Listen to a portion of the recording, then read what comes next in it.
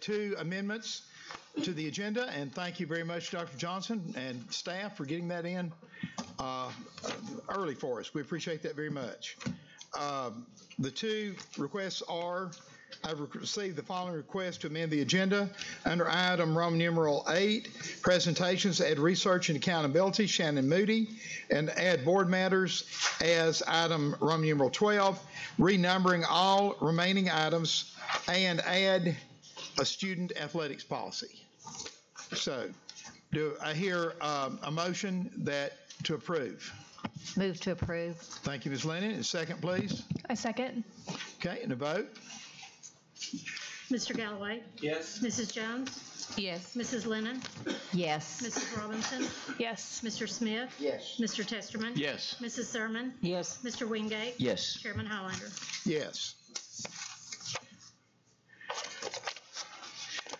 We are honored to have Christy Dillard, principal of Spring Creek Elementary School, give our pledge to the flag and meditation.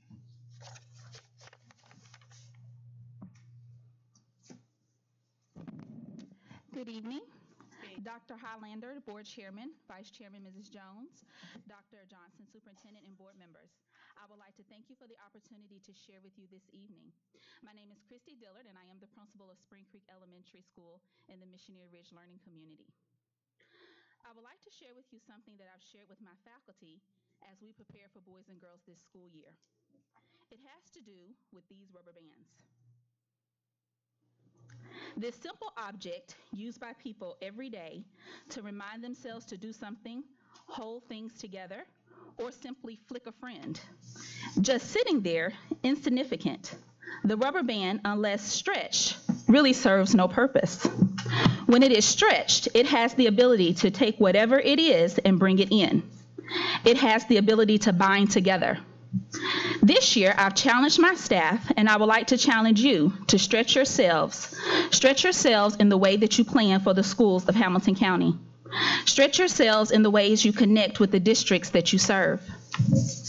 We have to leave behind what feels familiar because we've always done it that way, or because it feels safe and secure. We must be willing to face the tension that comes from being stretched forward. Stretching always starts from within. Stretching requires change.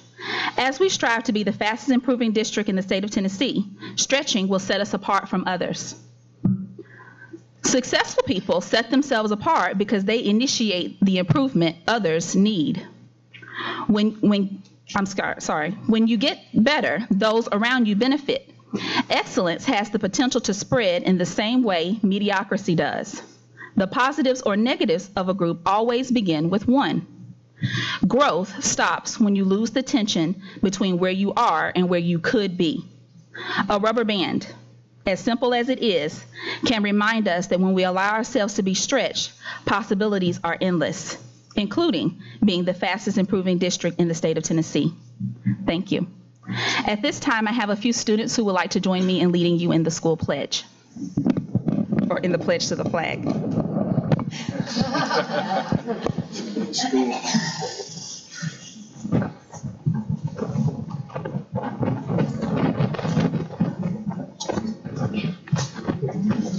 If you would introduce yourself, tell them your name and your grade, and we'll pass the mic. My name is Corey Atkins, and I'm in 4th grade.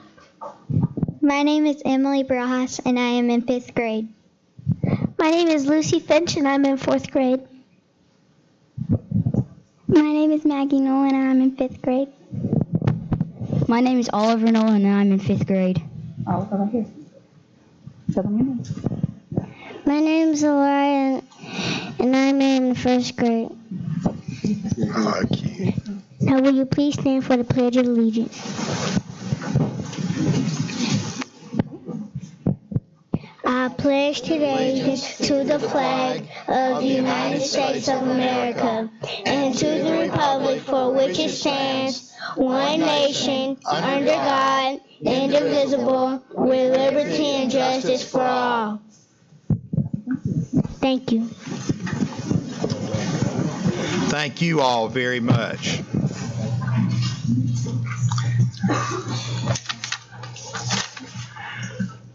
Is the Colonel doing the exemplars of excellence? Pardon? Colonel Brooks is going to do that. Okay. Colonel Brooks, would you come up, please, sir? Yes, sir. I assumed it was him, but it wasn't on here. Chairman of the board, Dr.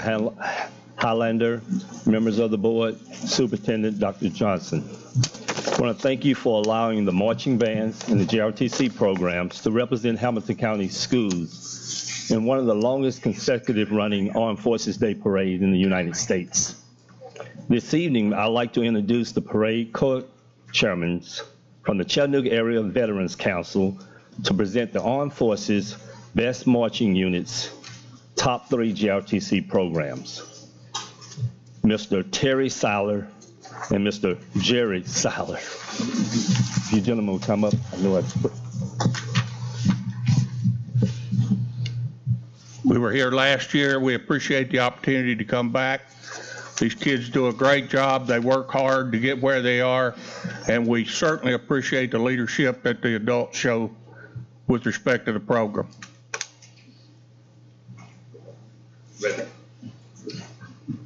First place, Red Bank High School. Thank you, sir. Appreciate it. Welcome. Good job.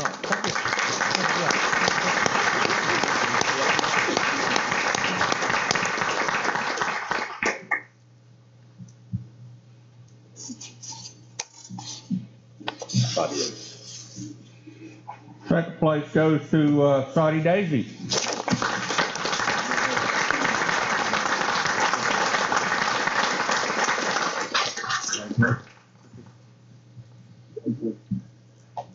Third place is Central High School, Chattanooga Central High.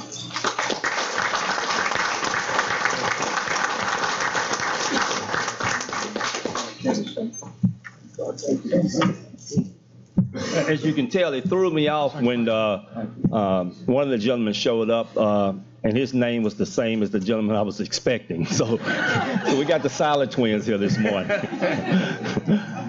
Hey, thanks again. Appreciate it. You guys did good. Thank you. I'll begin.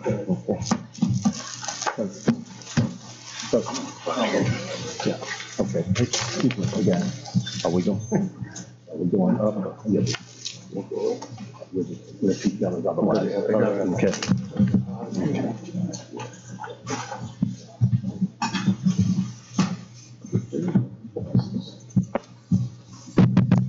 No, I normally stay seated up there, but I want to come and look at you. I have the privilege of recognizing two of our great board members tonight. This will be their last board meeting, and I'll talk about both of them together and ask them to come up. Mr. Joe Galloway and Mr. David Testerman, over the last year that I've been here, you all have been absolutely phenomenal. I was telling the group at the retirement reception that almost every phone call that I've made to you about any situation, both of you have ended it by saying, if that's what we need to do, we're behind you. Tell me how I can support you. And I will tell you in this role, that is extremely just beneficial and advantageous. And there's so many superintendents across the state that don't have the privilege of having that. And I'm grateful for that with the entire board. Joe Galloway was telling me 43 years he spent in the field of education. And thank you for your service, coach, teacher, and just a basketball legend. And definitely appreciate your service. And I believe he's going to enjoy the grandkids and the family right now. So, Mr. Joe Galloway, if you'd come up, we have a plaque here. And it just says an appreciation for your commitment and service to the Hamilton County School Board of Education from 2010 September to August 2018. Thank you. Appreciate it.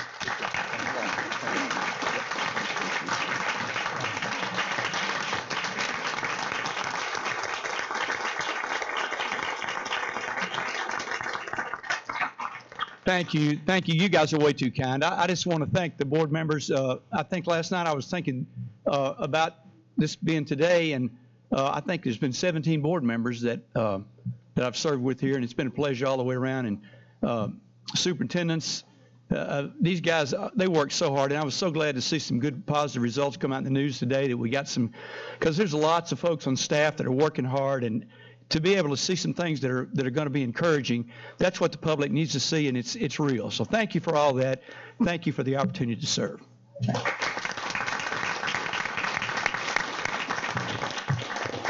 and with 32 years in public education, teacher, administrator, and just a great servant, Mr. David Testerman.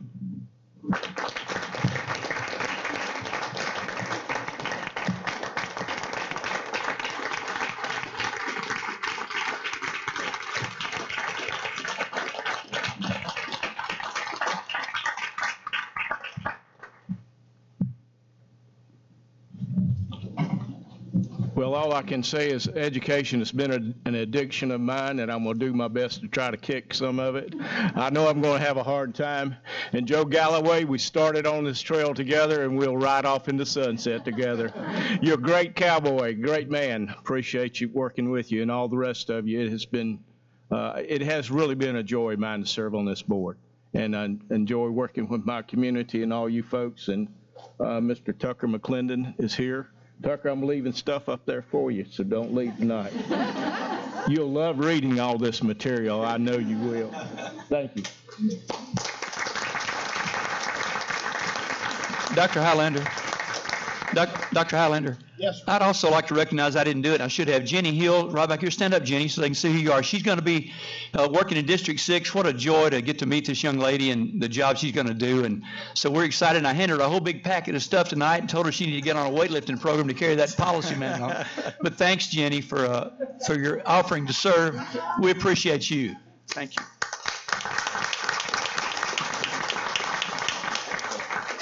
Mr. Testerman.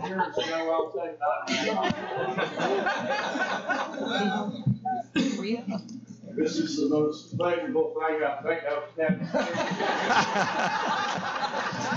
had. Congratulations, son. Oh, gosh, I wish I had a cap. Did you get that?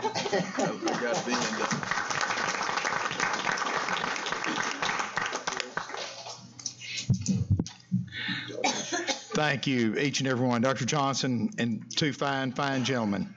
Look forward to working with our two new cohorts. Now, delegations, we only have one tonight. Ms. Mosley-Jones.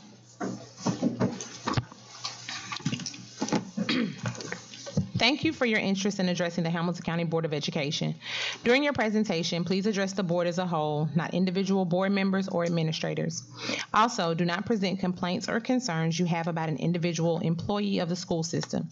If you wish to voice those complaints and concerns, you should contact the central office and ask for a meeting with the superintendent. If you are criticizing an individual employee, I will interrupt you and ask you to refrain. If you continue to criticize individual employees, or if your remarks are in error or becoming repetitive, I may interrupt you and ask you to sit down. Please limit your remarks to 5 minutes. I will tell you when you have 1 minute left. You may begin when you're ready, Jeanette. Good evening, Chairman Highlander, Dr. Johnson, and school board members. Tonight I want to speak to you about the pre-K and kindergarten portfolio issue that you've been hearing about in the news. The Tennessee Department of Education has handled the portfolio issue by placing the blame on teachers. The issue of inaccurate data being entered into the system is the problem of the vendor. We are calling on the department to resolve the issues that have been created by holding the teachers harmless in this matter. This is the beginning of school, and teachers had to start school with this hanging over their head. Our teachers are doing their very best for their students and are deeply committed to providing a quality education to every child. The state should support them in their work and ensure they receive timely and meaningful feedback to continue improving. The pre-K kindergarten portfolio evaluation system has great potential to be a useful diagnostic tool for teachers. However, without valid scores or meaningful feedback from reviewers, they are unable to identify the areas they need to improve upon in order to best educate our children. The pre-K and kindergarten teachers are deeply committed to the success of their students and have put hours of effort into submitting this data, creating the portfolios and the evidence. The pre-K kindergarten portfolio is an assessment used by teachers to guide work with their students and improve teaching. It should not be used as a punitive measure against educators, students, or schools. In response to what has occurred, we are working on behalf of teachers by calling on the State Department of Education to suspend data use until the system can prove years of consistent functioning with full transparency. Reiterating support of strong standards and the effort for improved student outcomes.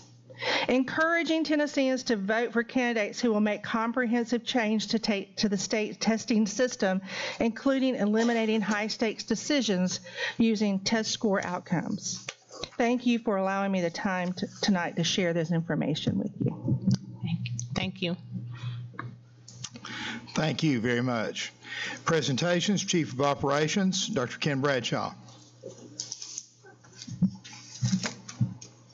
It's about 2 minutes, right? Yes, sir. I'm joking. Yes, sir. I'm joking. Good evening, Board Chair, members of the Board, Dr. Johnson. Thank you for this opportunity for me to present our Readiness and Safety Report. Our goal in the Operations Department is to provide efficient and effective services to all schools and departments. There are 5 focus areas that we will focus on this year. First will be safety and security. Number 2 will be transportation services. We're looking at a long-term plan for facilities and maintenance. We're looking at leveraging technology to improve operational efficiency.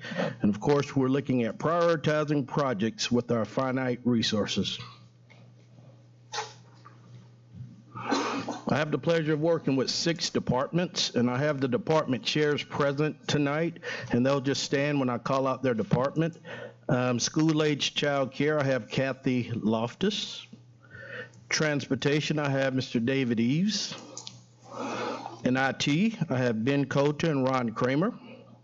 Facilities and maintenance, Justin Witt. Child nutrition, Christian Nawes. And school security, Captain Shepard leads that department, but we have Lieutenant Merkel present this evening.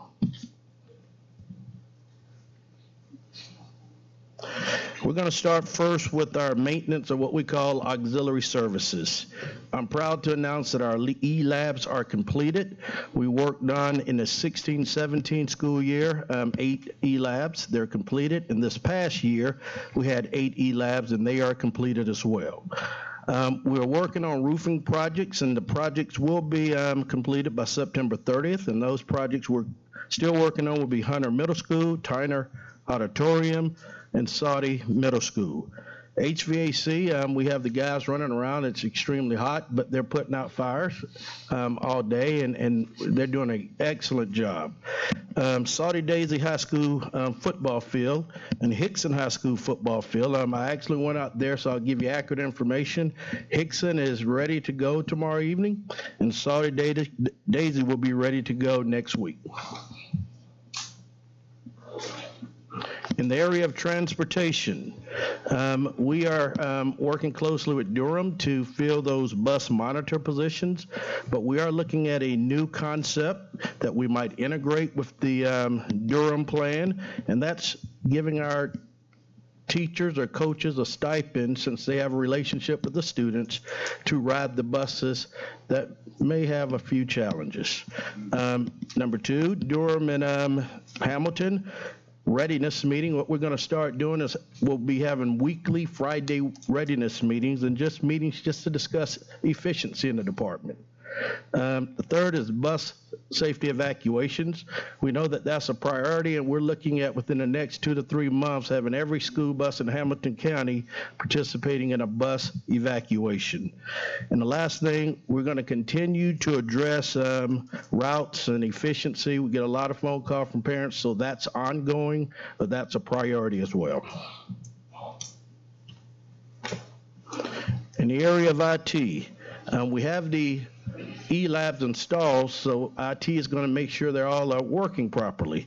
And they've given me the thumbs up. They're doing some tweaks, but we are almost 100% there. The major focus this year is one-to-one in middle school and future-ready institutes, and we're looking at one-to-one in our IB schools and IB programs, and that's at Signal Mountain and Ottawa. And lastly, the Telecom Project. I'm proud to say that Mitzi reported to me that every classroom in Hamilton County has a telephone. In the area of school nutrition, I'm proud to say that we began the school year, every cafeteria manager was in place. We did have a new PIN number where we're trying to streamline all these numbers that the students have, and we thought that would be a challenge, but our school leaders and our cafeteria staff ensured that all the kids had the PIN number. We have heard very few concerns, and we focus on free and reduced lunch applications to make sure we're in compliance. In school-age childcare, I'm proud to say we started the year with every site director in place. Kathy's also sending out a parent newsletter, and she showed me the first newsletter, and it had a listing of every site. So we know that some of our schools are transient, so people have a point of contact, and they all have defined areas where they're not having conflicts with the internal staff. In the area of security, proud to say that we had our first active shooter training July 30th. We invited all of our principals. It was a great training, and our schools are going to continue the trainings at that level. We do have 3 SRO vacancies, but we are covering down with existing officers and other local agencies. I'm proud to say that 8 applicants are scheduled for agility exercise, 12 applicants are waiting for that date, and we do have the funding set aside for the other officers, but we had Captain Shepard was promoted, we had Merkel promoted, so we had to fill those positions. So we're backfilling, and we're going to use that funding to add officers as well. We started this year a new online emergency drill reporting procedure. We used to have paper, and every school kept a paper and put it in a drawer, but now we have an online, and I'm proud to say within the first week and a half, 30 schools have already had their fire drills, and we can see that from our computer at the central office. In terms of front door safety installation, all schools completed by, that's October 5th. New school safety observation form, that's a new form that we're going to have the SRO sergeants and the lieutenants come out and ensure that the faculty are visible, and it's a form where we give them a checklist and a score just to make sure that safety remains a priority, but it's not punitive, just to make sure it's a priority. And we updated our flip charts and emergency binders, and we've distributed that during our safety training on July 30th. The Safe School Grant. We are in the process of completing that Safe School Grant, and those funds will be used for school safety enhancements, funding a couple of SROs, student training, and miscellaneous walkie-talkies and things of that sort. Next steps. We have a lot of work ahead, but we're prioritizing. We're going to have an RFP out really soon so that we can begin a major capital improvement plan. We're going to look at our growth patterns and deferred maintenance. In terms of school safety enhancements, that's a immediate priority, so that's not going to be 7 to 10 years. That's within the next 3 to 5 years. And we're going to take a close look at our transportation options for efficiency. And our upcoming projects, we're proud to say that Snow Hill Addition is under construction. It should be done August 2019, and you can see Howard, East Hamilton, Harrison, and Tyner. So Justin's department is very, very busy. In conclusion, I'm proud to say that all departments will continue to make adjustments to support school operations. That's our priority. We work for the schools, we work for the departments, and we're just here to serve. Are there any questions? Any questions, Dr. Bradshaw? Yes. Ms. Robinson. Yep. Thank you so much, Dr. Bradshaw. That was a great overview. I was curious, when will we, I actually have a number of questions for you. So I was curious, when will we be reviewing the Durham contract? Because I think we're coming up on it maybe a year and a half into that contract. I've been told at the end of this is the last year of the Durham contract, so we will be in contract negotiations with them. RFP. RFP. Say again? RFPs, that's correct. Okay. I wanted to also ask about the phone project. I may have misunderstood, but I thought that we had actually completed that already, that there was a phone in every school. Is that not correct? Or Every classroom. Every classroom? Every classroom. Okay. All right. Free and reduced lunch applications, can we also find those online? I think we can. That's federal. Yes. Yes. That's correct. Do we have them in more than just English and Spanish? Like, are we offering them in a number of languages, like above 2? Okay. Oh, really? Okay. And then I guess, just the SRO vacancies, it's been something that I'm very concerned about. Those are actually my schools that have the vacancies right now. And so just wanted to emphasize that it's a big problem, and I know you guys are on it, but I just want to make a point. I defer to Captain Merkel. This is an area that we have been really having very transparent conversations with the Sheriff's Department on, and I know they're working to try to fill them. We're kind of at the will of them because they're not really our employees. We're providing the funding. So I know they're working. We had a long conversation with Captain Shepard about a week or so ago about the concerns in several of our schools. So the backfilling of the 3 and then also the additional 7.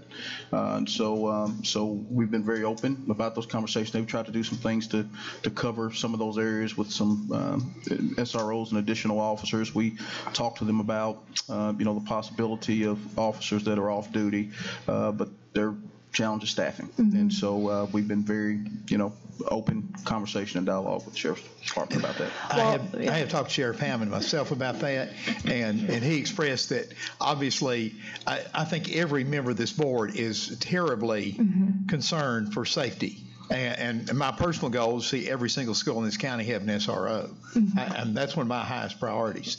And I think most board members feel that way. He said that obviously it takes additional training to work in a school. They can't just go to the academy and come back. And he said he's working on it as quickly as he can. He has people volunteering, but they have to go through additional training before they can turn them loose because they have different standards that they have to follow dealing with young people, children and young people, than they do with adults. So he is working diligently on it. Well, I appreciate the effort on that, but I hope that next school year we'll be in a place where, and I realize that you guys are relying on a service provider. Like, that makes clear sense to me, so I appreciate your creativity on that. Just curious, though, it said 3. I thought we actually had more than 3. Like, I thought it was 4 that we're trying to fill. Hickson Middle School is the 4th. That okay. SRO, he's on medical leave. I see. So we Okay. couldn't declare that as a I understand. vacancy. Okay, thank you. I appreciate it. Thank you so much. Ms. Lennon, Mr. Smith, and then Ms. Thurman. First of all, I'd like to say thank you and compliment you. I've had to reach out a couple times about transportation, a couple of situations where parents have called about bus, and you're Johnny on the spot. I appreciate that. So thank you so much. I have a question about the drill that the school safety active shooter training on July 30th. Where was that held? Was that at all the schools? One school? CSAS. Okay, so with it just being at CSAS, I mean, is that do all the, how are we going to? So what we did, Captain Shepard, all administrators came to CSAS. So that was just the location. Great. Every school leader came to that training and was trained on CRAZE. Did I get that right, Captain Merkel? I got the right. CRAZE is the training. It's kind of a national standard. So every school administrator was trained on CRAZE and is aware of kind of what some of the hot spots are. Thank you. Thank you so much. And then my other question is on the safety, again, as everybody else. How many schools, it just seems like all the schools, and I saw that October the 6th was the date of that we're going to have the secure entrances. How many schools do we have that still do not have the key fobs or secure door safe entrances when you go into the buildings? Access to where you have to use either an access card or push a button? Probably about 15 schools. Okay. About 15. And do we have, and Dr. Johnson, maybe you can speak on this, is it being communicated to all of the principals, coaches, staff that all doors need to be closed at all times so that people do not get to walk into the buildings at leisure? You're talking about front entrances? Front entrances, gym doors, side doors. Yeah, that's something we'll continuously put out there as an expectation, most definitely. And I want to point back to something he spoke to, and just be very careful, because this is a conversation we'll need to have, and you all have to have as a board. I think over that 3 to 5 years that he pointed out in regards to safety, we will have to look at some of the capital, the entry of some of our buildings, because you have buildings where you come into the front and the office is around the corner.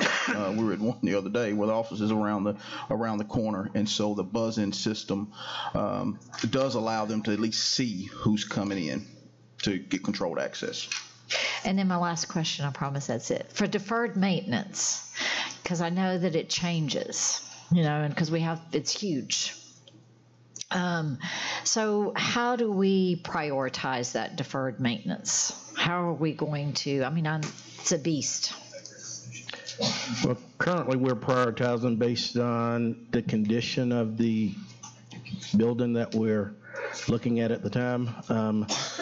So that's why we're going to go ahead and have a 7 to 10 year plan and get an architect to come out and do a total inspection of every building so we can have a better priority list moving forward. Thank you. Okay, Mr. Smith and then Ms. Thurman. Comment and then a question. Comment is Justin still back there? I know he was earlier. I've just been blown away at how quickly the work has been done up at Hickson, with the track and the football field. And I live just down the street, and there's been many times at night I wish they would hush so I could go to bed. But it's just amazing. And I've seen Justin up there so many times, and we don't need to overlook those things. The effort that your staff has put in to bird dog that stuff to get it done. So I just thank Justin and your whole staff for, it's amazing how quickly that has taken place. You talked a little bit about SROs, and if I understood the conversation correctly, there's several in training, there's 3 openings. So kind of fast forward a few weeks, and we fill the openings, and all the trainings are done. After all that takes place, how many schools have we got covered? Because I've heard conflicting numbers with SROs. When you say how many we have total in our schools? Yes. Not total. How many schools throughout the district do we have at least one SRO? Every middle and high school. Every middle and high school will be covered, and there should be about 2 or 3 extra to do some flow. But every middle and high school. Captain Merker, you want to? Yeah.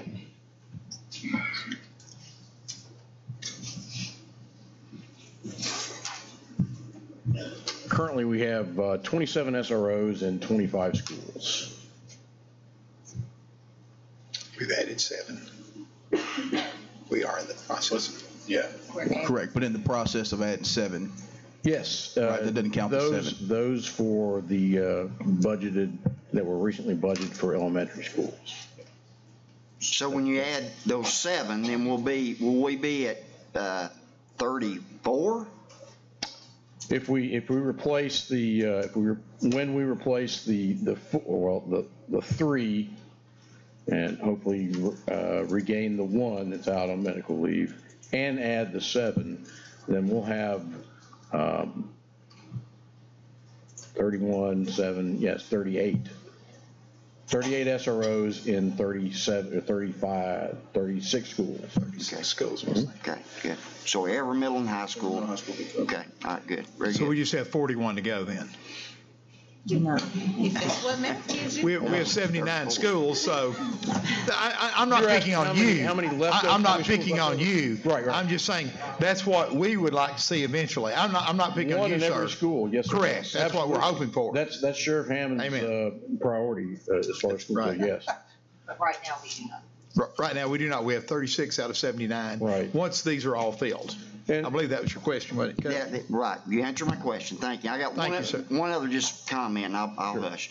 The transportation issue, I was at at Hickson Middle today, Loftus Middle yesterday, and it concerns me as I watch kids get on the bus that these buses are 30% filled or 20% filled, and I know y'all are looking at that from a logistics standpoint to see how you can combine routes, and you know, I hope we'll be able to do that, especially in lieu of what we all read in the paper about maybe there's a transportation issue with Future Ready and how all that can work. But my goodness, I don't understand how these buses are only 20 and 30% filled, every one of them, as they get on the bus. So I know y'all are looking at that. Yes, sir, we are. Carry their kids early.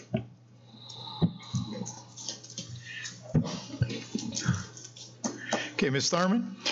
Yes, I too appreciate when I've contacted you, you've gotten right back with me, and I do appreciate that. And I'm going to give you a pass because you're new. It is Saudi Daisy. Yes, ma'am. And those of us from Daisy, I see Amen in the corner back there. It's Saudi Daisy. Yes, ma'am. Just saying, okay. But there's a couple of things. I know that Dr. Johnson I was with him at Saudi Daisy High School the other day. One of the problems is that office is around the corner. Number two, the secretary has to buzz somebody in, and if she has to take a break to go to the bathroom, or if she's trying to help a parent at the desk, she has to run back over there and push the button and get them in.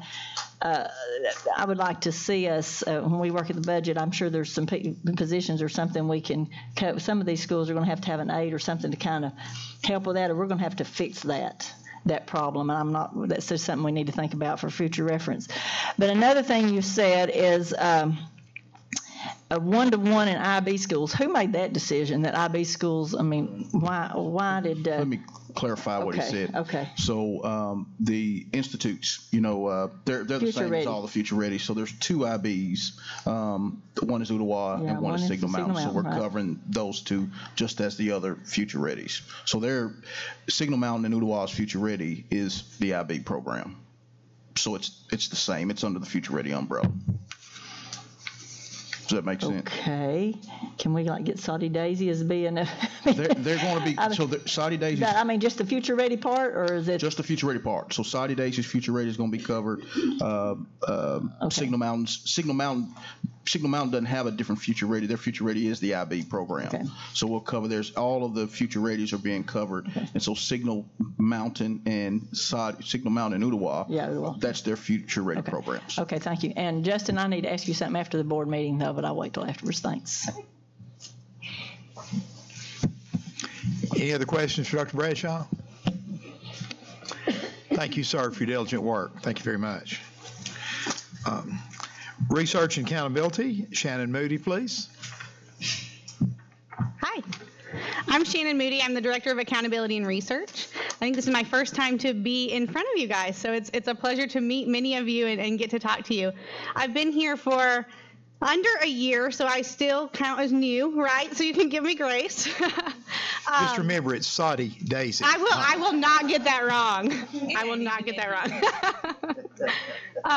But before this, I actually spent many years actually learning about TVOS systems and the state accountability systems and really figuring out how to explain that. And so I'm excited to be here to actually work in Hamilton County to help start to have those conversations with stakeholders, with our schools, and really figure out how we can use the data to push our kids forward. So today we're really going over a very high-level overview of some of the data that's come out over the last few weeks as the state starts to release data. And so we wanted to go over both growth and achievement results for the past year. Oh, I have the clicker. Sorry. Okay. So at the last board meeting, you guys actually looked at achievement measures. And just as a reminder, when we talk about these different things, when we're talking about achievement, we're talking about how students performed against a particular cut score, right? How students showed mastery of grade level or content level standards when they took the test. Particularly when we're looking at achievement level, we're looking at different cohorts of kids. So like if we look at third graders from one year and third graders at the next year, it's a different group of kids, but we're trying to look at how many of those students or what percentage of those students are actually meeting that grade level or content level standard of mastery, right? So when we talk about that, there's actually 4 grade levels that we go, or 4 performance levels that we go through. There's the below grade level, they're called below grade level, approaching grade level, on track, and mastered. And so you'll see in the green are highlighted the on track and mastered. That's what we consider or look for as that cut of being ready or grade level, meeting those standards at the grade level or the content level. It's what we used to call proficient and advanced. It's just the terms changed. So if you're thinking of proficient and advanced in the terms of achievement, it would be the same thing. We just call it on track and mastered in this case. So you guys saw this slide last meeting where we were particularly looking at our data in comparison to the state and looking at how our performance was towards the state average. And so what we noticed or what we pulled from our data is actually in 6 of the 10 areas we narrowed that gap against the state. And so we feel like that's showing improvement when we look at those particular areas as we were looking at our overall achievement scores in these places. So our overall, I know you've looked at this, so I was speeding through that. But our overall takeaways from this is that in grades 3-8, our literacy, we really improved faster than the state in that area. And particularly in our middle schools, when we looked at our mid schools, we saw that in ELA, math, and science. Overall, to really say we feel that this is showing progress that we're starting to make in our district as we move towards achievement levels. The data that just came out to us today is actually value-added data, right? So when we're talking about growth data. So when we look at data in this way, we're looking at if students met growth expectations. And particularly we're comparing a cohort of students from year to year. So we're looking at, like I said with achievement, where we're looking at different cohorts of kids. In growth, we're taking those 3rd graders and looking at their performance in 4th grade to see did they have any movement. So the best way that this was ever explained to me was like a running track. And so I want to put that out there as well. When we think about achievement and growth together, it helps to think of this running track. And our kind of world of education, right, we would, it's set up and designed to where kids in, let's say, 3rd grade are lined up perfectly on the starting line, ready to run the track for 3rd grade, right? They go throughout the year, they start the year, go around the track, and they all cross the finish line perfectly ready for 4th grade. Right? That would be this idea of achievement, right? Crossing the finish line is perfectly ready. Our reality is our kids are all over that track. They're not all lined up on the start line, right? We have kids that are way above the start line. We have kids that are way behind the start line. We have kids that are lined up on the start line. And so while achievement's measuring how many students cross the finish line, growth is actually looking at how many students made their own loop around that track. Right. So looking at where students started and where they finished, and then they make one loop around that track in a year's worth of time. When we start talking about this in terms of levels, we know that TVOS has different levels 1 through level 5. Level 3 would be like that one loop around the track. That's meeting our growth expectation, where we would expect students to move for that year. Anything like going one loop and then some around the track, so more than one loop around the track, is where we start to see level 4 and 5, or not quite making our loop around the track is where we see a level 1 or a 2. So it's that kind of conceptual understanding of growth there. So we want to look back at where we were to figure out what our data looks like this year. So this slide shows us 2 years ago, the 2016-17 school year, and what our data looked like at that point. Right? What we do see kind of stand out to us is that line for literacy, those 5s that we see, that's conceptually making more than one loop around the track. Right? But what stands out to us as well, overall our students really didn't meet that growth expectation. They weren't making that loop around the track in most of our areas where we see those ones. Here's our data that came out today, the 17-18 data. So you'll notice immediately just the different colors, right? The look that's different. Particularly where we look at is that top left corner where we're talking about a system-wide composite. That would be like our overall district number when we came out for TVOS, and that's showing as a 3, which we think of that track again. That's showing that our students made one loop around the track or met the growth expectations for the year. Right? The things that stand out on this as well is we look at really, my eye is drawn to 4th through 8th grade, right? Where we see a lot of the color, a lot of levels 4s and 5s showing that that in many areas our students made more than one loop around the track or exceeded that growth expectation that we would expect. But we still also continue to see places like EOC or numeracy where we're not seeing our students quite make the loop around the track, and so it continues to cue us in on where we can continue to work in the district.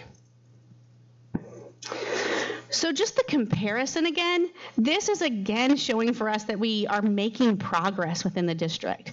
The movement from 2016-17 to 2017-18 and what we see in our overall composite in each area is really encouraging to us as far as the growth standard that our students are meeting. In fact, I think you guys saw this in the paper, but this is the first time since 2014 that we've actually been, our students have been meeting that growth expectation with that 3 overall. And so, you know, looking at what that means for us as we continue ahead in the years to come.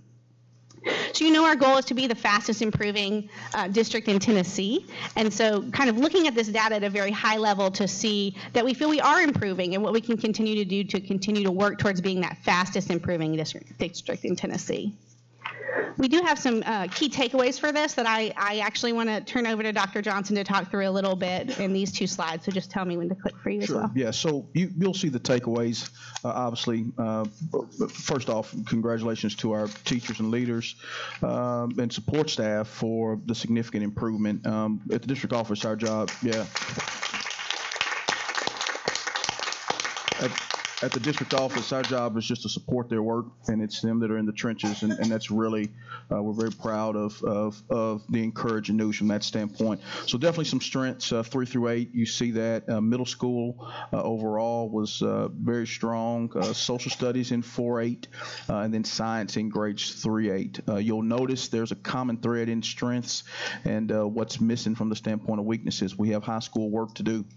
Across the district. And so writing in high school and ELA, there was a shift in writing in regards to the focus and organization component within the writing framework and writing rubric. I know Justin and Jill and Stephanie, that team, have done work really making sure, and are continuing to do work to make sure that our teachers understand what those shifts are, so they can make sure that students understand what those shifts are, so that students can experience the success that they deserve in the high school grade band. Also, U.S. history.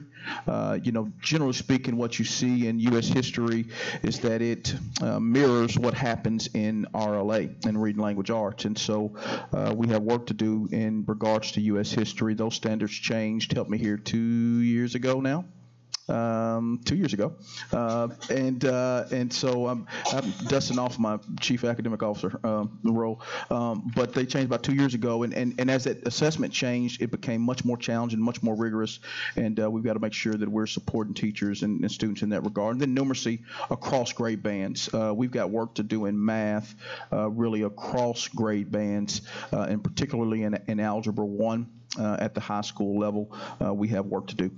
I won't read all these next steps to you, but I'll point out just a couple of things that hope that you see. As several of you have had a chance to go and visit with me, and I've really pointed out to you the clear learning targets, definitely a focus. We see, sent an email to schools today, and probably been about a third of the building. Our team's been in every single building across the district. Some of our team have been in some buildings multiple times, and we see the targets posted.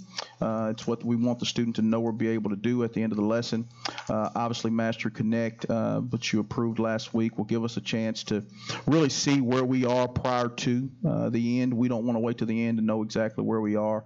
Then we've done a lot of work around Future Ready 2023 and that action plan, and really spelling out specifically what we want to accomplish over the course of the next 5 years.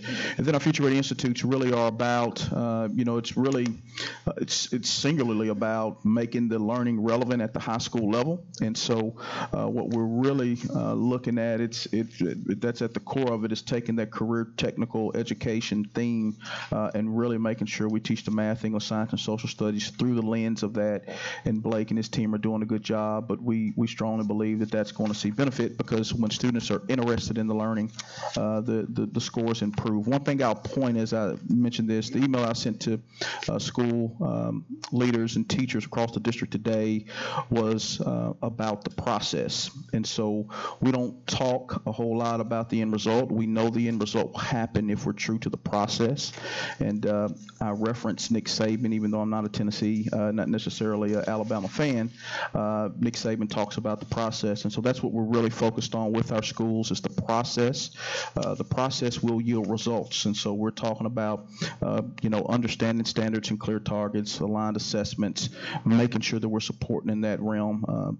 PLCs and common planning, as well as best instructional practice. So again, kudos to our teachers that are in the trenches and our leaders as they have done really, really strong work this year and give us a foundation to build on going forward. Thank you, Shannon. We look forward to many more good reports, and thank you, Dr. Johnson. You're welcome. Can I have a quick question? Comment, Ms. Lennon? My heart's beating really quickly because I'm seeing so much blue. Yeah. So I just want to kind of like clarification here. Sure. That's pretty good, isn't it? Blue is good. Yep. Blue is good. As far as colors go. Yeah, it's that level 5 TVOS growth, and it's showing us that our students exceeded the growth expectations that we would have for that year. Okay, so if everybody kind of takes a look at the slide previous, we have a lot more blue this year than we did last year. Yep. And isn't this the second year in a row that we have 5 in literacy? Definitely. Correct. So do we not have a lot to celebrate? I know. I think so. Okay, thank and I think you. that next slide, this is, I've messed with some of you, I put home quite a bit that we were $1 million below the base budget. But I think when you look at this slide, this is a slide that really is encouraging for our teachers. And I'll tell you, our teachers and our leaders work hard, and they deserve to experience the success. And our job here is to make sure that we align our resources to allow them to experience the success that they deserve. And so this is encouraging when you look over the last 5 years at performance to finally be at expectation, but we're not stopping here. So it's a good time. Thank you. Yeah, thank you. Thank you so much. Any other questions or comments? I have a quick question, Ms. Robinson? only to understand the gravity, because I do realize that the 5-year piece is really important. But do we know when the last time it was that we had above a 2? Yeah.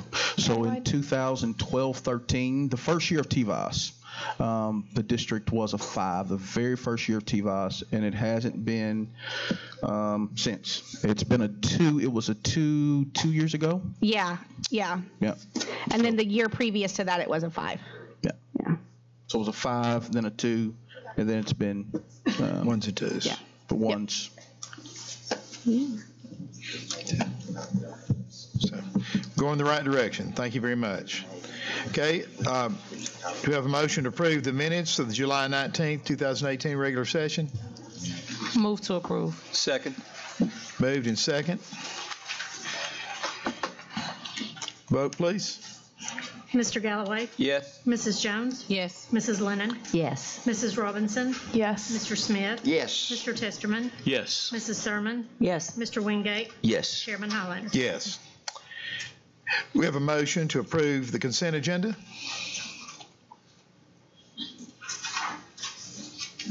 So moved.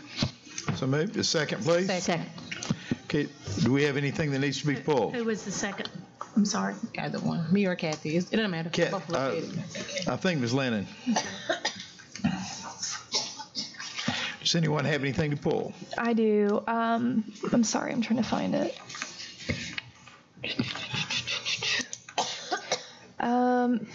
I'm sorry. I've got the PDF of it pulled up, but I don't have the item number. But it's a 21st Century Community Learning Center program. I just wanted to ask a question about it. I'm not sure where that is. I'm sorry. Yes. Yes. Thank you. It's under grant application. No, it's not under grant applications. I'm sorry. I'm not normally this. Yeah. I'm sorry. I don't know what the. I have it. Thank you. FC3B. Federal grant. Okay. Yes. Yeah. So it's the HCDE and STARS contract. Yes. Dr. Highlander, I also have something I'd like to pull, please. Yes, sir. Under contracts, XC2, I believe, the emergency early approval, Snowville edition. Is that the right number?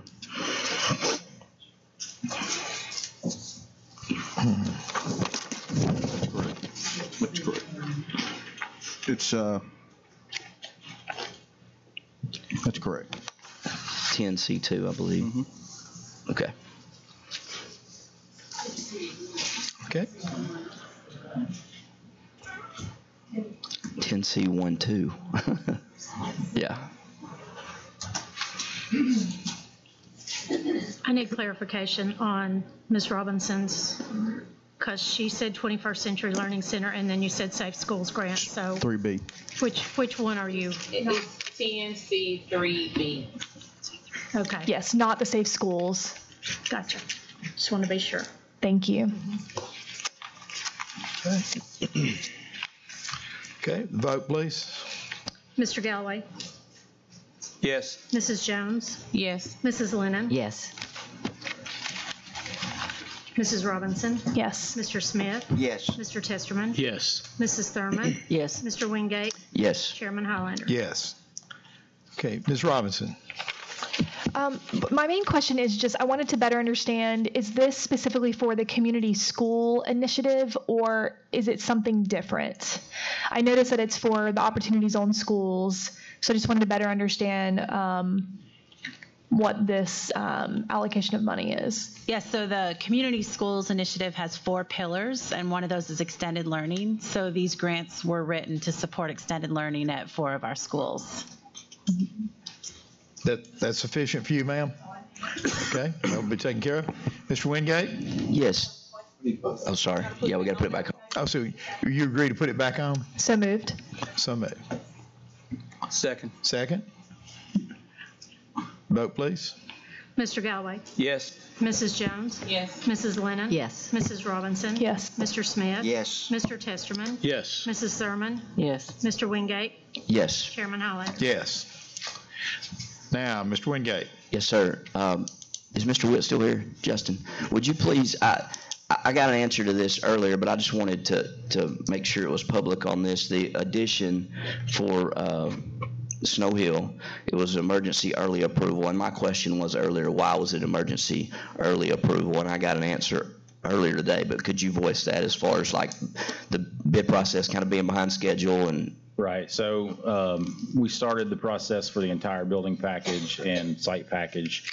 And as we went through it, we realized we had to have state fire marshal approvals, permitting. We're still, we had a principal change, reviewed the programming. So with the delay of those combination of several things, I broke out the site package and bid it separately. So, I mean, you can go to Snow Hill right now and they've actually almost have the pad in place. So that bid is actually for the dirt package to get our building pad ready. So hopefully the construction package will fall in behind it and be ready to start putting. Okay, thank you. Yep. I appreciate it. I move to put it back on, please. Yeah, he moved to put it back on. Second. Second. Second. Vote, please. Mr. Galloway? Yes. Mrs. Jones?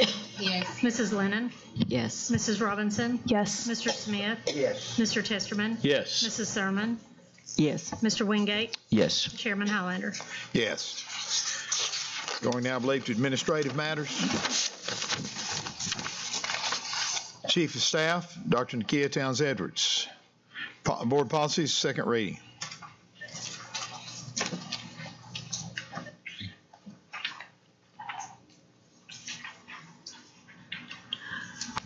So we had the first read. Is this going to turn off? Okay, so we have second read board policies from the meeting that we had in July. We also presented a few policies for first read. On second read is the board policy for criminal records check. As we noted, we needed to update for every 5 years, and we also revised to allow superintendent review for any of those employees who are doing their 5-year check. We also have the board policy around harassment, sexual harassment and discrimination, where we've updated to comply with state law around non-disclosure agreements. We have the board policy around attendance, where we're reflecting the tiered truancy intervention. And then finally, for second read, we have the board policy around student records inspections and corrections, where we have added a note around transcript adjustments, and that there has to be prior approval by the principal and the counselor. So those are the policies for second read. Thank you, ma'am. Mr. Bennett, do we need to vote on these individually? Do we not? I would recommend that, Mr. Chairman. Okay. For Board Policy 5.1061, are there any discussions on before we call for the vote? Okay. Second reading. Do I have a motion that we approve? So moved. Okay. You got a Second. Moving to second. Vote, please. Before we. I'm sorry. Discussion? Yeah. Well, we did get all the language straight, Caritza, everybody, so everybody's clear. We made it clear with the principals. I don't want parents to be panicking tomorrow when they think they can't go in and volunteer at their school. We need to make sure that's absolutely clear with the parents exactly what this means, because I don't want parents to get scared like they have in the past. Ms. Robinson, did you have a? I just have a comment. I'm in support of this policy, no doubt. But something that we've brought up in the past, I believe Kathy, myself, and Caritza in the past have brought up is finding a way to offset these fees for the background check. And so it's not relevant to this vote, but I just simply wanted to state it since we are looking at the policy that I think it'd be great for the board to eventually look at ways to make sure that the cost of the background check is not a barrier to volunteers. So again, just putting it in front of the board because I think it's really important, but it's not necessarily relevant to the vote.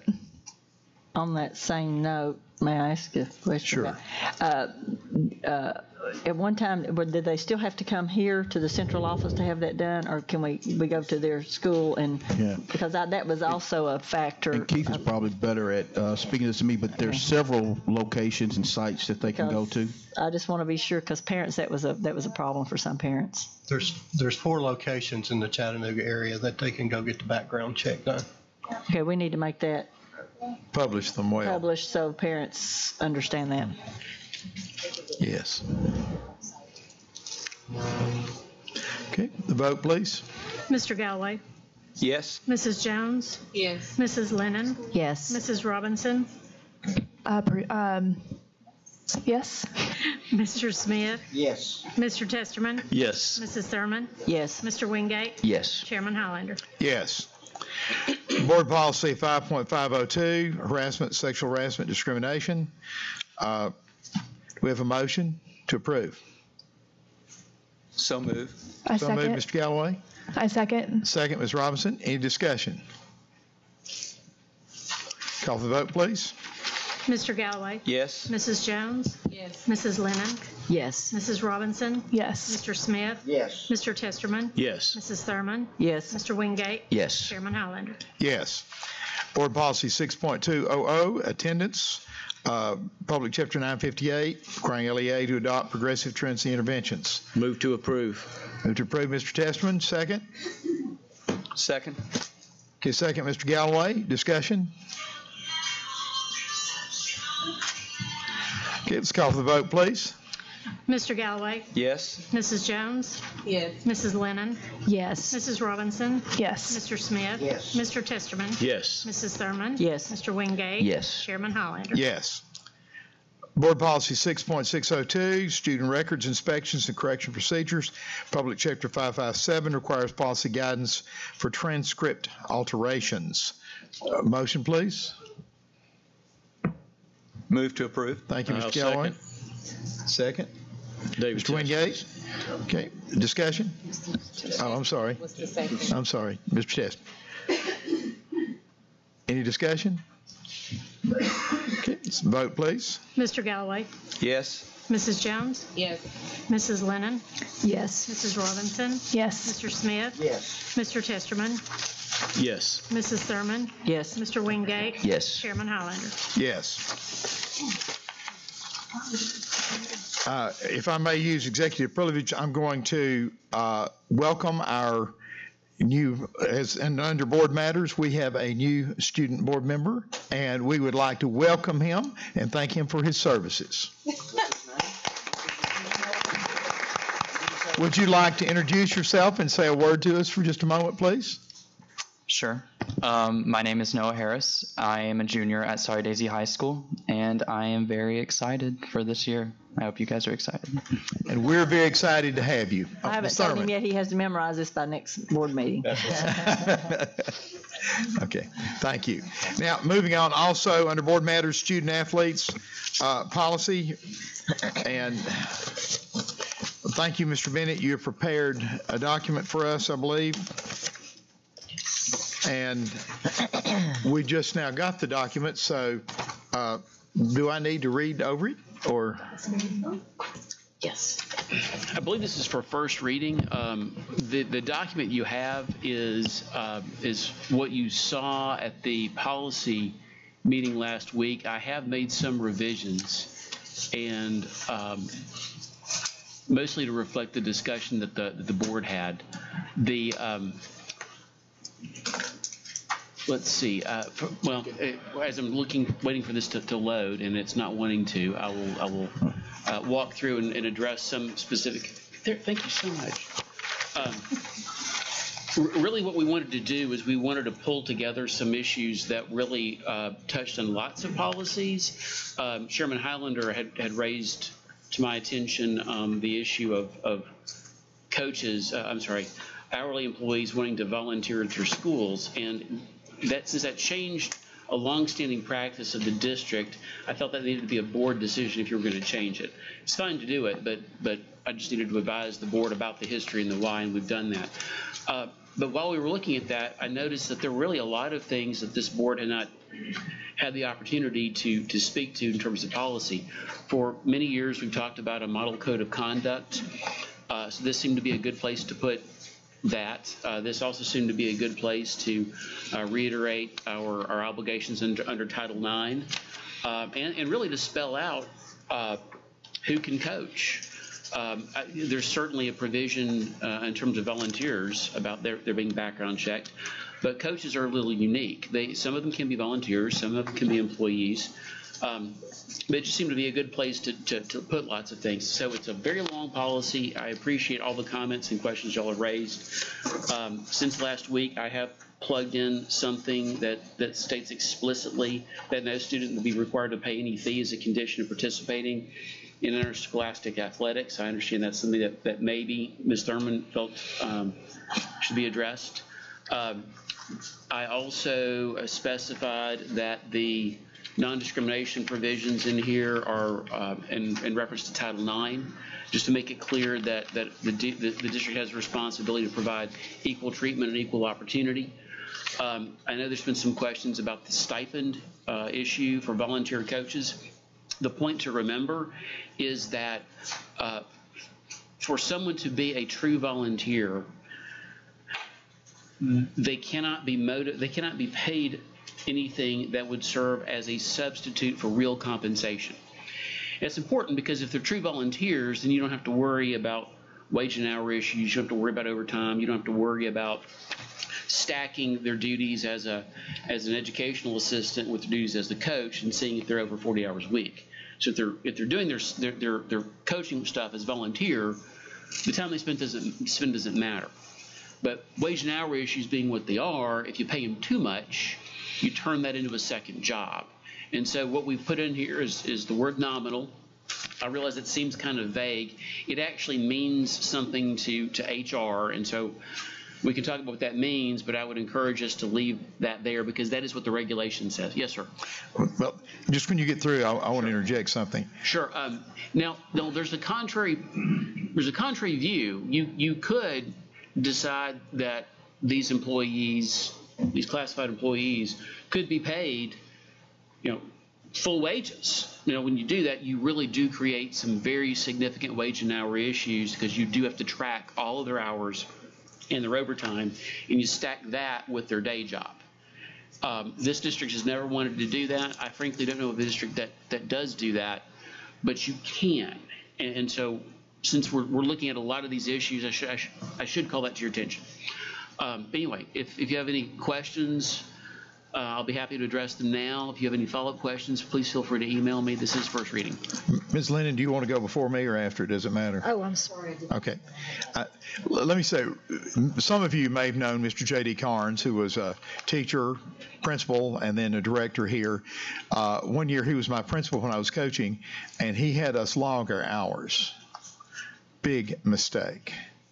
Mr. Carnes didn't make many, but that was one of them. No coach made it anywhere near minimum wage. Nowhere near. I think my salary was about 30 cents an hour. And so when he says nominal, if we pay the percentage that we pay coaches and they're doing their job the way most of them, all of them that I know of do, they are getting a nominal stipend. It is not a wage, but rather a stipend to allay some of their expenses. And I, for one, I will just say this publicly, the percentages we pay are better than some systems pay, better than a lot of systems pay, but they're still not good wages for coaching. And it is a stipend, it is not a wage. And I think the percentage that we've got is very fair, and because it is fair, we are able to attract coaches into this county. And I think if we have a qualified parapro, and I agree, Mr. Bennett and I have discussed years ago, we had a very detailed, and I thank you, Dr. Bradshaw, and he's brought Coach Jackson on, helping him with athletics, and I would strongly encourage a developmental program for coaches. Now, the state has a minimum requirement for people who are non-certified. And I think that's just a very start. They need to know ethics. They need to know, and if we have parapros or hourly people in the schools, we have another adult that can have eyes on these children, help them in their behavior, help them in their academics. And I personally think the best thing that we can do is pay them whatever percentage they would make for being assistant coach for football makes 15%. I would say we pay the minimum rate, which would be 15%, of a bachelor's beginning rate. And if we leave them at that, we're keeping them in line with what the other coaches make, although they would be the lowest paid coaches in the system. But it's more fair to me that they get that. But I think, and Dr. Bradshaw, I certainly hope that we will go. I would love to have someone like Coach Galloway come back in and be a guest on ethics and morals and what coaches need to do. And we need some of that training, I think. But we need good coaches, and quite often they're not always degreed people. Quite often they're not degreed people. Ms. Thurman, I believe. Yeah, okay. I talked to you a little bit about this, Scott, about some of the pitfalls when we start paying volunteers. Then you're going to get into seniority issues.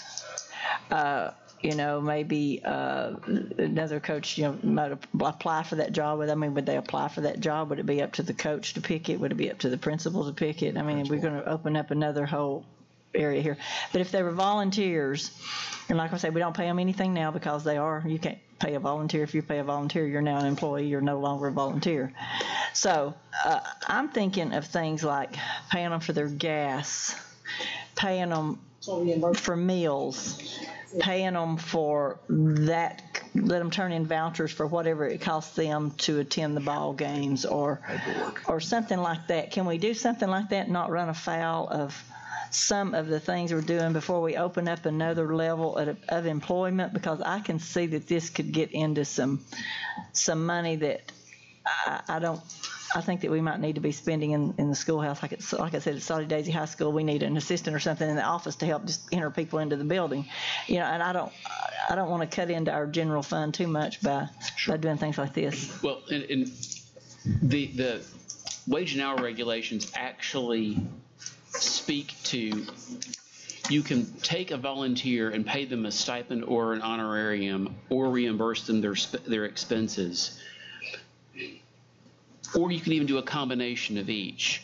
The assumption is that what you're doing is it's not actually compensation. You're defraying the cost that they incur. Because, I know I'm looking down the row here at folks who have, mentored young men and girls in school, coaches in various capacities, principals who've done things. You shell out money all of the time to do stuff. And so the honoraria here is to defray those costs. So you could do a straight reimbursement for gas and meals and such, but the FLSA regulations recognize that coaches are going to stuff the receipts in their pocket.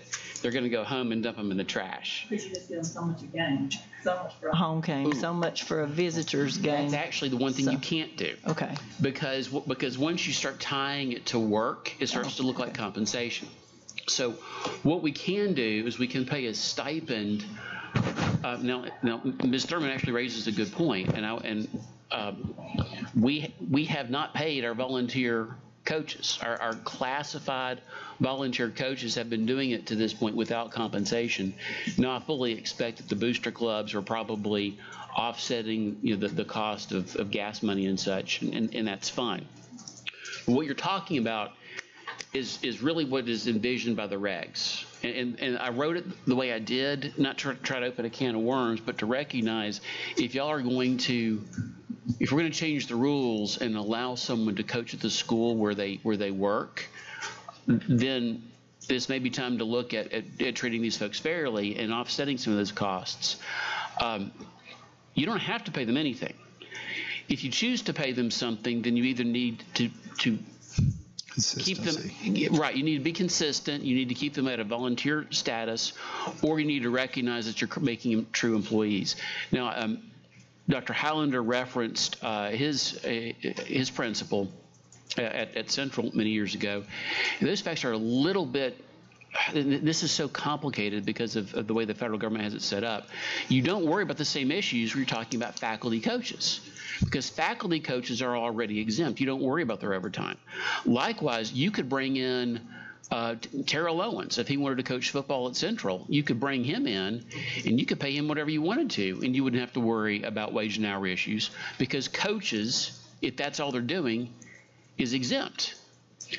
But where you get the sticky wicket is where you take an hourly employee and then you give them a coaching position. But the 2011 federal judge ruling said that hourly employees are exempt under that plan. Well, where are you keeping them as true volunteers? That's right. And they can be paid the stipend. And they can be paid the stipend. They can pay. As long as that stipend does not become too much. And your point's well taken. That's nominal. You have the nominal term. That's right. Let me say this, interject real fast, then I want to go to Ms. Lennon. What I see this, and I don't want to belabor this, and we need to, this is first reading, so we can go and clean it up the way that's fitting for HR and everyone else. But I will say this, I do not see this being additional coaches. We are allowed so many coaching slots, and sometimes we can't fill those coaching slots. We have percentages, and we have some schools that we can't get qualified adults to work with them. And this is not to add additional spots. This is, say, if Saudi Daisy High School is allowed one head basketball coach for boys and two assistants, and they only have one, then they could choose to take a well-qualified, classified person to be their second coach. This is not, just so the public understands, we're not trying to add an additional plethora of coaches. We're just trying to get up to where we need. Okay. And I believe it would be ultimately the head coach's decision. He would make a recommendation to the principal. I think, the principal would be ultimate. Right. Coaches can make a recommendation. Is that right, Dr. Johnson? They all serve at the discretion of the principal. Ms. Lennon. And piggybacking on what you're saying is that we're not adding positions, but we're providing opportunities for our students and for teachers that are in the building, classified teachers that really want to make a difference in the lives of kids, and that they want to be able to coach a sport maybe that doesn't exist. And they don't have a coach, they don't have a team. But little clarification when you said 15% football, but like if they were going to coach volleyball or track or wrestling, that percent, it would depend on what the sport. Of course. Oh, okay, yeah. Okay. Head wrestling's 10%. Okay. Assistants 5%. Okay. So is this? So that was my question. So it would depend on what that sport is what that percentage would be. Correct. But to me, that's a win-win situation, because you're going to have a person in the building that's going to be coaching kids. So they're going to have a sport. They're going to be have an after-school activity. Working with their kids in their building. So to me, that's like a no-brainer. So I'm hoping that that's something that we all can get on board with. Okay, thank you. I think Mr. Wingate's next. Yeah, I wanted to say, I'm glad you said that, Dr. Highlander, because I thought that's kind of where we were going to a minute ago. It's not about adding coaches. It's if there's an open supplement there and there's not a faculty member that can fill that supplement, and you have a classified employee who is qualified, not a warm body, but qualified, and wants to fill that. That's where I think we want to try to get to that point where we can do that. And like you all have already said, listen, there are qualified people in the community, but I can speak as a former head coach. Man, you'd much rather have an assistant coach who's not getting off work at 3:30 or 4, showing up late. And not that they won't show up and do a good job, but you got somebody that's in the building, somebody that, again, is interacting with these student athletes all day long, and it makes a world of difference. But what I would say also, even the 15%, when we talk about football, and that can get to be, a fairly large sum, $4,000, $5,000, $6,000. If even with that though, if we're running afoul of wage laws because we think somebody's making too much money, we got the wrong coach. Because I'm just telling you, I don't care what sport you're talking about. I don't care what the supplement is. If they're working that gig the way they need to be, it is, and I'm not exaggerating, it is pennies on the hour. Amen. I've done it for 20 years. I know it's pennies on the hour. So we're not going to run afoul of that. And then lastly, Rhonda, I do understand your concern on that as far as seniority and trying to figure out all that out. What I would say is if we have educators who are professionals and who are doing their job, then the head coach needs to determine who his assistants are going to be. And you know what? People get their feelings hurt all the time, and that's classified, certified, whoever, when they're not allowed to.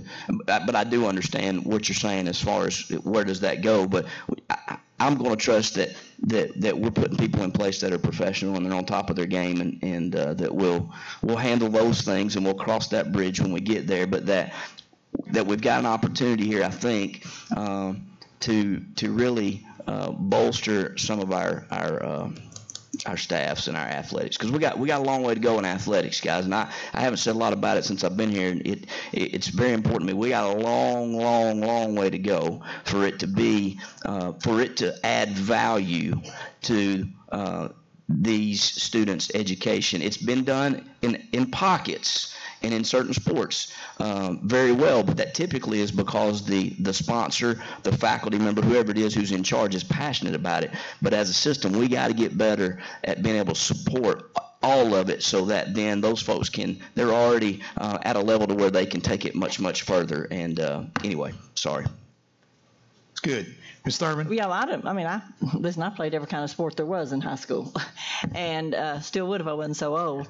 But, I don't have a problem, and I love the idea of having people in the school there, too. That's not where my concern is. My concern is this board in a legal matter. I just want to be sure we're on good legal footing with all of this. Then when you change the name from volunteer to paid, I just want to be sure we're not running afoul. And if you're taking care of that, and when we see the new policy, maybe we can clean it up a little bit. But Mr. Fogelman and I have been discussing this, and a whole bunch of what it looks like depends on the circumstances.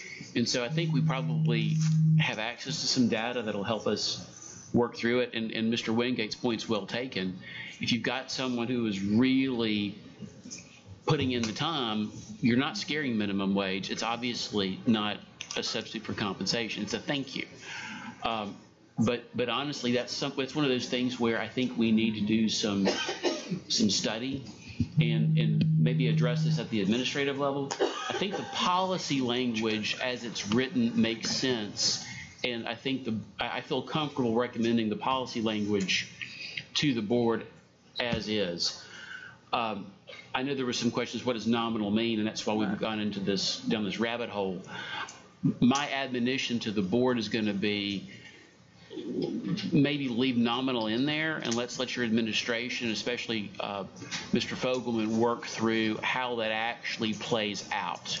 Because I can see a situation where there's some sport where maybe somebody doesn't put in the time. Every sport is going to be unique and distinct based upon the demands. That's where I think these folks come in and their expertise can give y'all guidance. And Listen, I've been on the board since we were paying somebody to be a soccer coach. They didn't have a soccer team, so I've seen it. Dr. Highlander, could I make one more? Go ahead. Were you going to? I was going to say thank you for a point that you made. I don't know if anyone picked up on that. Dr. Johnson and I did, that to make sure there is no forcing of this, that this will be administrative done from the head. Dr. Johnson he and I have discussed, he will make it very plain that it's not a requirement, that it's purely voluntary, and there's no forcing of that. Yes, Mr. Wingate. I just want to ask one more thing quickly about the Title IX portion of the policy. Yes, sir.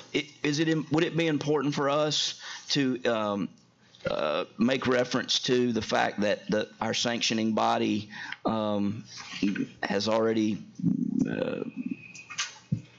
made a statement as far as that goes on the Title IX part, as far as discrimination from participation in a sport depending on sex? I mean, I know we discussed that TSSAA they've referenced that already, but I mean, is it important to have it in here or not? I'm just asking you. Well, not knowing exactly what you mean, I will point out that the TSSAA says at the top we have the bylaws of TSSAA shall regulate interscholastic athletics. So whatever the Board of Control, that's got it then. Yeah. Okay. Whatever the Board of Control decides, we're bound by. Okay. All right. Thank you. Okay. No further comment. Mr. Highlander, I would like to say, yes, sir. I would suggest that if the principals still have an association that whatever you arrive at, you need to run this by them also. Let them point out any strong points or perhaps weaknesses in it. And Joe, you may already have done this with some of the principals. But I would suggest letting them look at this as a whole before this board goes forward and approve something that they may see a flaw in. And I'd also advise you get with principals. Principals usually have a group of coaches that speak for them in various things, and I'd make sure that they have an opportunity to look through this and tear it up and look at it and see what's strong and see if there's anything they might add or take away from it. It's a good idea. I really I have been approached by several principals already, but that's a great idea, though. Thank you. Dr. Johnson? Yeah, we'll run it through Brad Jackson to run through ADs as well, because they're a little closer on the ground. The one thing I will point out, Scott, and I think I sent an email later on, in reference to what Rhonda mentioned in regards to the required pay, any fee. I think that second line, the board may want to consider cutting that second line out. It says students may, however, be required to pay reasonable charges associated with extracurricular. It just may be a consideration because that kind of gets back into the fee piece. And again, I agree that we can work on the administrative piece around the pay, and you and Keith around the nominal piece, because that's the question, and we can talk about that for the next hour, but the policy is good. So with the cleanup, we can go second reading next month, I hope. Okay. Is everyone just a general consensus for that with some cleanup and some touch-ups? We can go a second reading. Okay. Anything else? Any other matters? Any announcements anyone needs to make? Mr. Chairman. Yes, sir. This is probably a good time of year to mention this again. I did at budget time last year. I'm going to continue to mention it. Dr. Johnson's staff, please explore what we can do with student fees. I mean, I've just gotten so many calls, and probably some of my colleagues have as well, and I know it's complicated, and I know we need those funds, our schools need those funds, but my goodness, I sure would like to see them go away. So just want to throw that out there. Okay, I vote for that, Joe. Dr. Highlander, can I say something real quick? Yes, sir. I don't always do a great job expressing my gratitude and thanks, and my wife tells me that all the time. But I just want to say, Coach, thank you very much for what you've done, and not just on the school board, but a lifetime of impacting young people. Amen. And Mr. Testerman, the same to you. Thank you very much for your desire to impact kids, because those of us that have done it know that it's not the paycheck that draws you back, it's the impact. And so thank you guys very much for all that you've done and how you've, in my opinion, peaked out serving on this board. As you write, also thank you. They've done a wonderful job, and we all appreciate them very much. I would like to say kudos to our classroom teachers and administration of the buildings for getting us up to level 3. That means so much, so much. Nothing else, we're dismissed.